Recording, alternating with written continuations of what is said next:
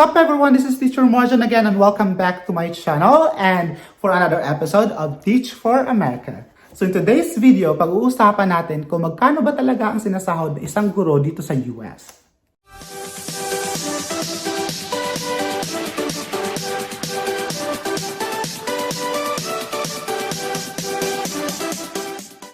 So yun na nga, ang daming nagtatanong sa akin kung, Sir, magkano ba talaga ang sahod niyo dyan sa US? So, ang sagot ko dyan is, depende. Yes, depende po.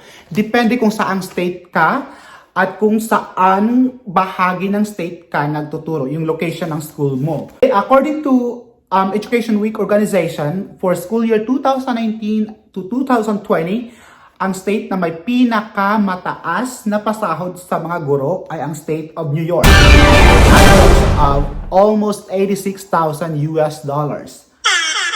For that same school year, ang may pinakamababa naman na pasahod for teachers ay ang state of Mississippi with an average of almost 46,000 US dollars. So there's a gap or there's a difference of almost 40 US dollars for the top paying state and for the low paying state. Pero ang pinag-uusapan po natin dito ay average. So, hindi ibig sabihin na 46 talaga ang pinakamababa. So, may kakilala po ako sa ibang state na ang sahod nila ay nasa mid-20s, mid-30s.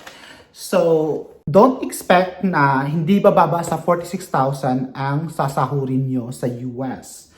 Pero guys, it's not all about the money. So, dapat i-consider nyo ang class size. So, hindi lang pera. It's not just about the pay.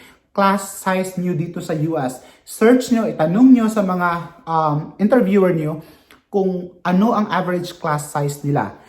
So, alalahanin nyo na hindi mga Pinoy, yung mga tinuturuan nyo dito, iba't ibang lahi, hindi lang Amerikano. You will be overwhelmed with the diversity of cultures in your classroom alone. So, dapat alam mo kung paano i-handle yon. Importanteng malaman mo kung gaano kalaki ang average class size ng school. Dapat i-consider nyo din yung mga benefits. So, gaano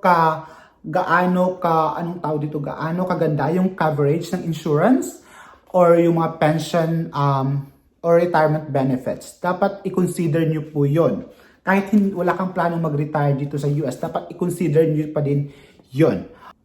So yung iba, nagpapahanap ng mga employers sa California, sa New York, yung mga states ba na kung baga sikat dyan sa Pilipinas, alalahanin po natin na kung magtuturo ka dun sa mga states na yon, especially kung gusto mo sa capital, like New York City, sa Manhattan, alalahanin po natin na the more you live closer to the city, the higher the cost of living.